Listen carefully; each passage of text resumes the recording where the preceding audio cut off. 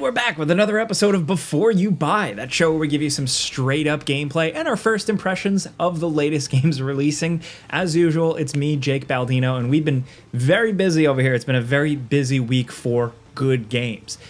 Astro Bot is really good. You've probably seen some of the reviews, some of the headlines out there, and I agree with the sentiments. This is a really fun game. This is going to be a pretty short and sweet, simple one because it is straightforward. This is a 100% old school action mascot platformer type game from the early days of like PlayStation 1, Nintendo 64. It's got all the charm and magic and everything you're really looking for. And just so you know, I've been playing a review copy and all this footage is captured on PS5. It's the only place where the game is available right now, but this footage is also going to be spoiler free, which I know is a weird thing to say for such a simple little game, but it's got a lot of hidden surprises and just really cool things to discover, so I'm going to try to avoid as much of those as possible here, because I do think some of the fun of the game is stumbling upon and just like seeing these weird, wild, crazy things. So essentially, Astro Bot is a full spin on Astro's Playroom. This was the pack-in free game that came with the PlayStation 5 when it launched in 2020. I told you guys to play this when I did my PS5 Before You Buy. Nobody believed me, but that was a shorter but well-made fun platformer experience, kind of revolving around all the classic PlayStation consoles. You're collecting stuff and running and jumping, and now this is a full-fledged title with like a lot more levels and stuff to do and more to collect, but with the same philosophies and idea. Just really, really high quality, high fidelity platforming and play, with a big emphasis on using the DualSense controller and like the haptics and the rumble feedbacks to their maximum degree, to the point where, yeah, it's gonna kill your battery. But this is a very fun, interesting game that, you know, is part nostalgia bait. You're collecting little bots that often represent classic PlayStation characters. There are tons here, a lot of surprises, not even first-party PlayStation characters, but third-party characters and things that just were part of PlayStation's heyday. So it's going for a bit of that nostalgia, and honestly, it's working. On the other hand, it's kind of like an advertisement or a commercial for the PlayStation 5 at first glance. You fly around on a DualSense controller. The end goal of this game is to find all the missing pieces and fix your giant PlayStation 5 mothership. So yes, the cynical eye can say this is like a PS5 ad, but the more you play it, the more that nostalgia and the PlayStation centricness stuff melts away. It's always there, yes, it's celebrating a lot of fond memories I personally had as a young gamer, but along with that, like I said, there is just high quality, fun, well-designed platforming, engaging enemies, really fun little abilities you pick up and use for a level and drop and don't see again for quite some time. There's a lot of variety, and the way it's structured, I should probably back up, is that you launch from your kind of base planet and you have 5 different galaxies. From these maps, you can hover to a galaxy, select it, zoom in, and then within that galaxy, there are a bunch of little planets. Each planet is a level.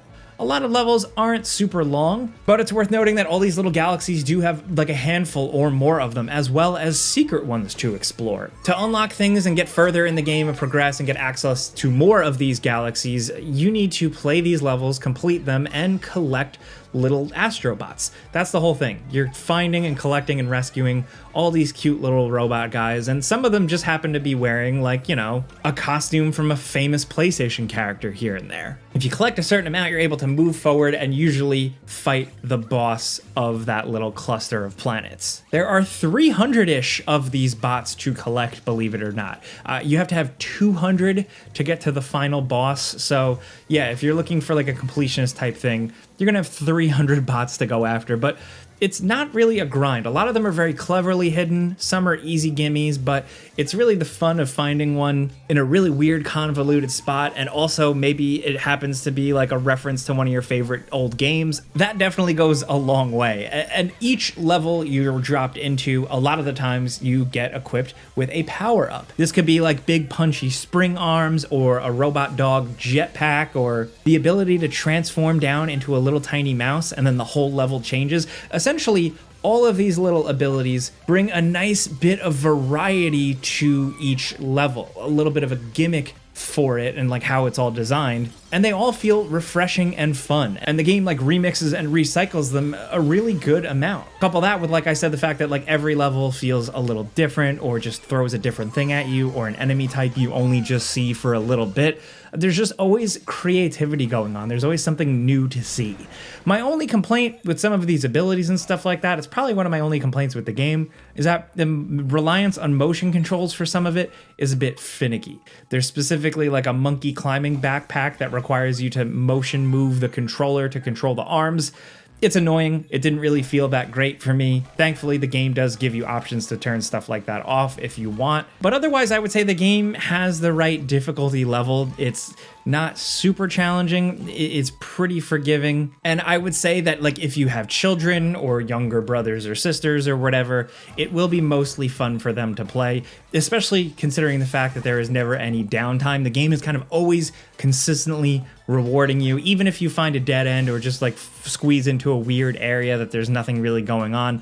You're often still rewarded with coins or a little crate to break or a secret. There's just always something happening. You're always getting that little bit of dopamine, like that endorphin rush. I don't know, whatever you're looking for here. But I will say, in terms of it being pretty easy, the game does introduce some shorter, more challenging, kind of sweaty levels. Like if you want to get really sweaty and hardcore with some of these and do challenging speed runs, there are some levels there that really encourage this.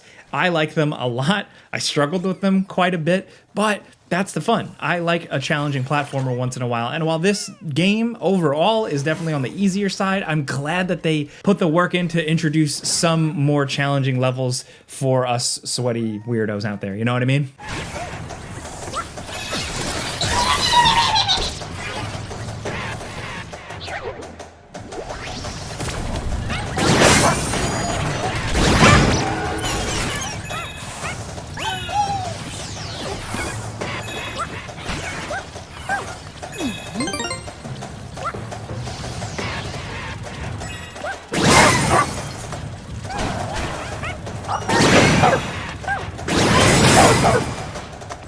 Structurally, it is a platformer, so you're collecting coins, you're collecting robots, you're also collecting puzzle pieces, and all of this stuff you bring back to your hub planet.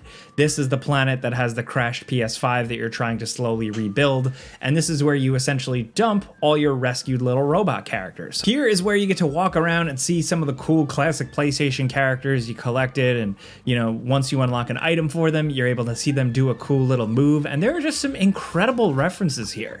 Some really deep cuts that will surprise some older gamers. Along with that, there's a couple of really surprising omissions. Some characters and franchises that didn't make the cut in this game, and you really wonder why? What happened? Like from a business sense. There are other ones from the business sense, it makes no sense for them to be here, yet somehow they are. So it's kind of all over the place, but it's still cool. And as you go around this world, you unlock little puzzle pieces that give you more things to do in your little hub area, like equip your Astro with special costumes, as well as opening up this hub world with more of your little bot guys. The more you walk around and explore, you'll find spots where you can call over all your buddies, and if you have rescued enough of them, they will help unlock a little section for you or unearth a secret for you to get more stuff. So again, even the hub world is designed around this kind of always giving you something, always entertaining you, always having a little something here and there. The game just manages to be consistently fun and interesting at a steady rate. It is incredibly satisfying. Not to mention the fact that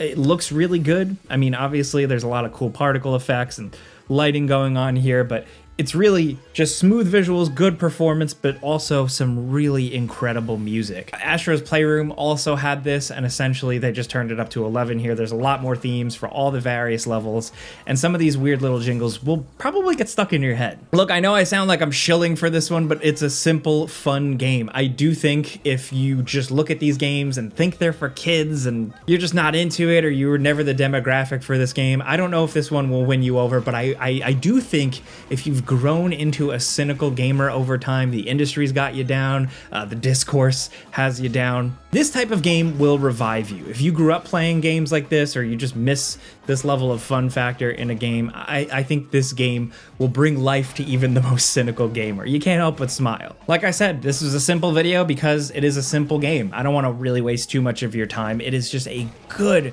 straightforward, really, really well-made platformer that can be thrilling, entertaining, consistently engaging, creative, and it like just gives you a little bit of nostalgia. But alongside that nostalgia, just like good, clean fun. It's gonna take you probably 10 hours or more to finish it, but if you're a completionist, you could probably squeeze like 15 hours out of this. I know for like a full $60 for some people, that's not enough game. I always say everybody's wallet, everybody's time, everybody's value is different. I would just say whatever your situation is, play it at some point because I think this is a great game. I think you're gonna be hearing about this on some Game of the Year lists. I know when a game gets like overwhelming praise across the board, people very quickly usually get skeptical, but I think with this one, it's very uncomplicated. It's just a platformer and it's just a damn good one. But that's it before you buy. You know how this goes by now. I give you some pros, some cons, and some personal opinion, and now I want to hear yours down in the comments. Do you have any experience with the previous Astro Bot things? Other than Playroom, I never really cared about this little mascot. It felt like just a silly, like I said before, PlayStation advertisement type thing, but now with this game, I think the tides are changing, and I think if anything, just the developers, Team Asobi, you should definitely keep an eye on them. So let me know what you think about the developer, the team, the game, anything at all regarding Astro Bot or PlayStation.